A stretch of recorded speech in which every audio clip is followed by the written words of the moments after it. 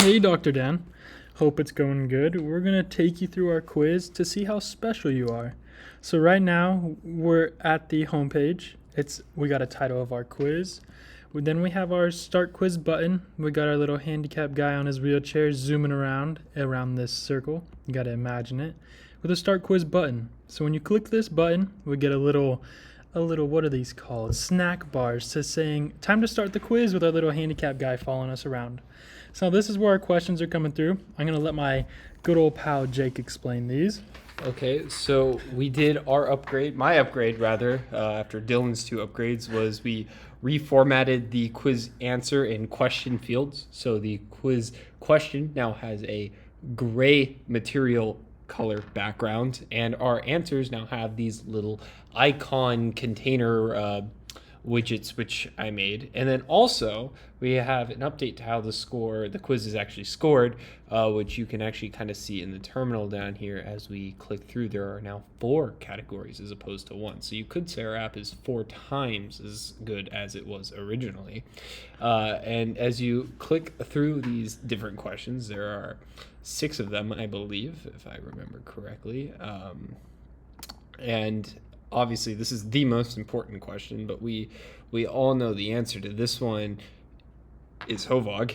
And at the end, you can see my second improvement to the quiz was this little chart at the end, which was made through a Flutter package. And that's a FL charts or something like that. And then if you click restart quiz, we go back to our beautiful special man and the start quiz button. So now I will let Dylan explain his parts of the upgrades.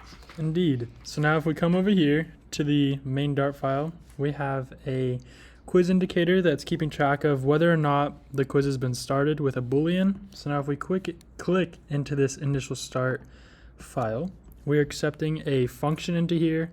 We have this function in order to show the snack bar when we start the quiz. And then in here, it's really just a column, some containers, some icon buttons, and some elevated buttons right here in order to click into the next screen. And that is pretty much with regards to this, how complex this is. We kept it at a pretty simple level to start.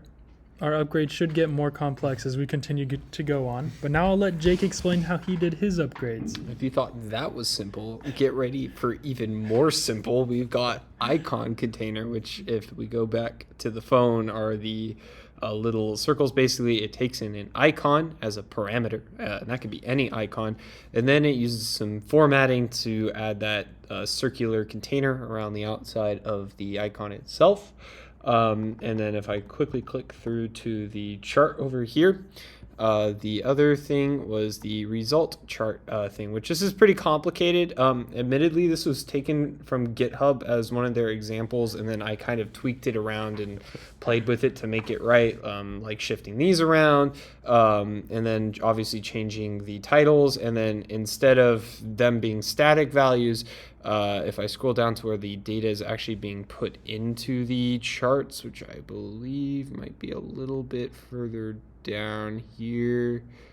It's somewhere in here. I don't entirely remember where it is. Oh, here it is. Value stats. And then you can see we're passing in an array here. And each of these is accessing a different index of that array. So we've got 0 there, 1 there, 2 there, and 3 there. For each of the 4 values, and this how special you are in quotes is which kind of movie character trope are you. So in this case, we are a wise master with a hint of antagonist in there as well. But that was our upgrade video. Thank you for watching. Indeed. Thank you for watching. Please leave a like, a subscribe, and comment on this video if you thought it was a good video. We'll be doing weekly uploads for these upgrades and progress updates, so leave a like and subscribe.